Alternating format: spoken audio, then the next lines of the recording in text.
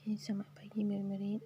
Hari ini kita akan teruskan pengajaran dengan pada muka surat 24. Kita nak tengok macam mana nak analisis dan catat maklumat. Okay, semalam kita keluarkan maklumat, kita baca dan analisis, kita keluarkan juga. So, hari ini kita nak daripada yang lagi pendek tapi kita masih dapat maklumat juga lagi untuk keluarkan maklumat. Kenapa kita nak keluarkan maklumat? Supaya awak boleh kenal pasti isi-isi penting yang nanti awak boleh aplikasikan cara ini untuk buat karangan. Okey. Apa karangan nanti buka sekolah cikgu ajar. Okey. Untuk yang analisis ni, tengok muka surat 24. Okey. Muka surat 24, tajuk bijak bertindak. Okey. So, kita nak tengok apa kebaikan dan juga keburukan. Kebaikan buah-buahan segar dan keburukan minuman bergas. Okey. Kita tengok dulu. Sekolah Danish mengadakan program pemakanan sihat. Dia meneliti grafik tentang pemakanan sihat dan membuat catatan. Okey. Dia ada dua bergambar tentang satu jus buah-buahan dan satu lagi air gas, air tin. Air gas ni air bikarbonat yang macam air Coca-Cola, air 100 plus. Okey. Yang awak selalu beli dekat McD kan. Dekat McD kan boleh dapat air 100 plus apa semua tu kan. Tapi bila awak minum bergas. Kalau awak minum dengan kuantiti yang banyak akan sakit perut. Bahaya. So kita tengok apa kebaikan dan keburukannya. Okey. Kita tengok dulu yang merah ni tentang jus buah-buahan. Okey. Aku mengandungi vitamin C dan serat. Aku dapat membantu badan melawan penyakit. Aku juga dapat membantu sistem penghadaman. Aku amat baik untuk kesihatan. Sangat senang. Kata ada vitamin C. Vitamin C ni apa yang badan perlu. Okey. Dan serat-serat ni boleh memudahkan awak membuang air besar. Jangan nanti ada yang tak makan serat, contohnya buah-buahan, susahlah nak membuang air besar. Okey. Yang kedua, aku dapat membantu badan melawan penyakit. Yang ketiga, aku dapat membantu badan melawan penyakit. Sebab dalam buah-buahan ini ada banyak khasiat yang boleh menyebabkan awak membantu badan melawan penyakit. Contohnya buah urin. Kalau boleh bantu awak tidak batuk, tidak sesama. Kalau awak ada luka-luka di badan, dia akan cepat pulihkan bila awak makan vitamin C, contoh seperti limau. Tapi janganlah cari limau manis, memang lagi sakit. Limau masam. Cari limau yang manis, mudah. Dia manis buah, tak menyebabkan awak sakit. Okey. Kemudian, aku juga dapat membantu sistem penghadaman. Penghadaman ni cerna dalam badan awak, dalam perut. Sebab buah-buahan ada mengandungi asid yang baik, vitamin C. So dia boleh cernakan, dia boleh kecilkan makanan, dia boleh hancurkan makanan dengan cepat. Dan aku amat baik untuk kesihatan. Memang dia baiklah.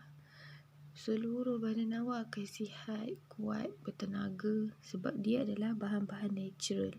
Semula jadi, tak ada pengguna bahan kimia. Tak ada lagi cikgu dengar orang letak buah-buahan ni letak ubat. Kecuali ada orang yang bertindak di luar jangkaan lah.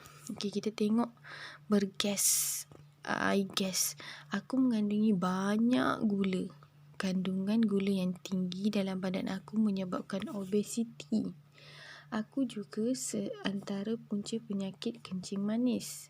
Selain itu, aku menyebabkan karies gigi.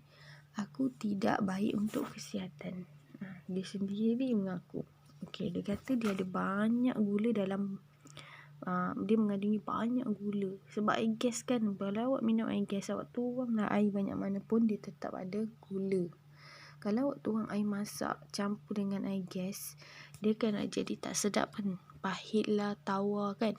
Tapi bila gula tak air masak, dia akan manis, sedap. So orang ramai suka. So kandungan yang tinggi dalam badan aku menyebabkan obesiti. Lagi banyak awak minum air manis, air Coke 100 plus, macam-macam lagi jenis air yang manis atau bergas, menyebabkan obesiti. Obesiti ni apa? Obesiti ni gemuk. Badan akan jadi besar, gemuk. Aku juga antara punca penyakit kencing manis. Tahu kencing manis? Kencing manis lah. Apa bahasa ni? Buat kencing manis, menyebabkan kencing manis. Bukan kencing awak tu rasa manis, bukan. Diabetes, menyebabkan diabetes. Dalam bahasa ni diabetes. Selain itu, aku menyebabkan karies gigi. Karies gigi ni menyebabkan gigi awak rosak.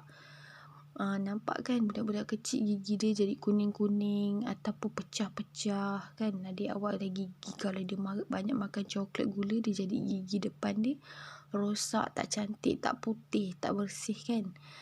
Sebab terlalu banyak makan benda-benda manis. Jadi dia pun dah cakap, aku tidak baik untuk kesihatan. Dia tak baik pun untuk kesihatan.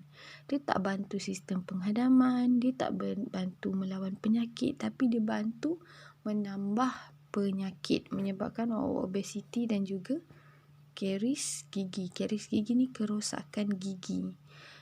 Kalau orang tua pun selalu banyak minum, dia akan menyebabkan karies gigi juga, menyebabkan sakit gigi.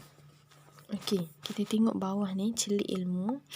Serat ialah bahan makanan yang terdiri daripada sumber tumbuh-tumbuhan yang tidak dicernakan oleh enzim di dalam usus kecil. Serat ni bila tak dapat dicernakan dalam badan awak, dia akan keluar secara semula. Jadi menjadi apa? Sorry lah cikgu cakap menjadi tahi lah. Menjadi bila awak buang air besar atau berak tu, mudah. Jadi kalau awak tak makan serat, tak ada pembahan yang untuk dikeluarkan dan susah untuk membantu keluarkan semula bahan yang tidak dapat dicerna ini, itu yang boleh jadi sakit perut. Membahaya.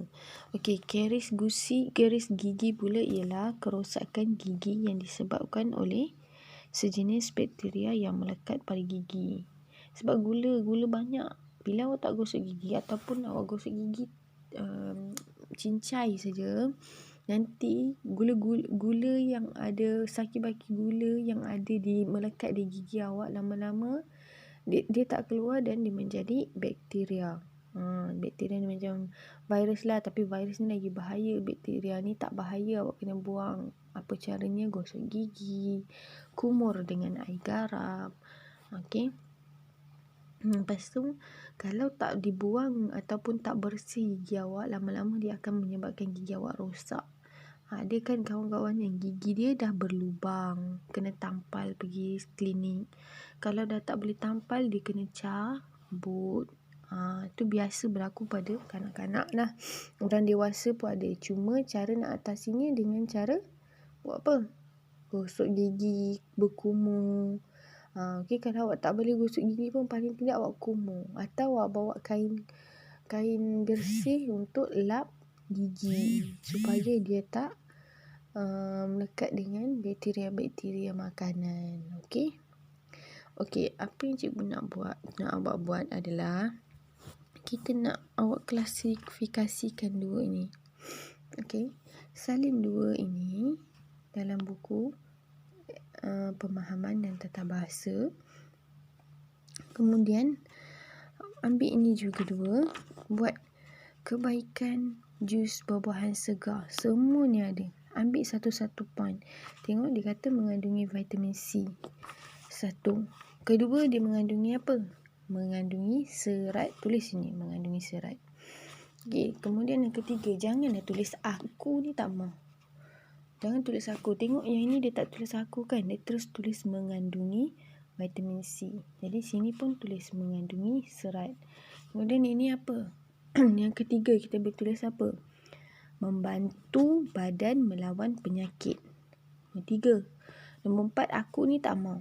Membantu sistem penghadaman. Nombor 4. Okey, nombor 5 buang perkataan aku baik untuk kesihatan. Okey, sama macam ini tak nak ambil perkataan aku. Dan keburukan minuman bergas, dia kata mengandungi banyak gula. Okey, lagi kandungan gula menyebabkan obesiti. Yang kedua menyebabkan obesiti. Yang keempat menyebabkan penyakit kencing manis. Tulis punca penyakit kencing manis. Nombor 4 menyebabkan karies gusi. Nombor 5 tidak baik untuk kesihatan. Boleh? Tak nak perkataan aku ni tak nak. Jangan salin semua. Ambil isi penting saja masuk dekat sini. Buat dalam buku pemahaman dan tata bahasa. Okey. Cuma lagi satu cikgu nak tambah kerja rumah hari ni. Cikgu akan beri awak untuk buat salin ulasan. Okey. Salin ulasan, cikgu nak awak salin ulasan dulu sebagai contoh utama. Okey. Nanti cikgu bagi gambar cikgu bagi satu gambar ulasan, contoh ulasan yang baik. Cikgu nak awak tolong salin dalam buku ulasan, bukan buku karangan ya. Buku karangan panjang tu hanya untuk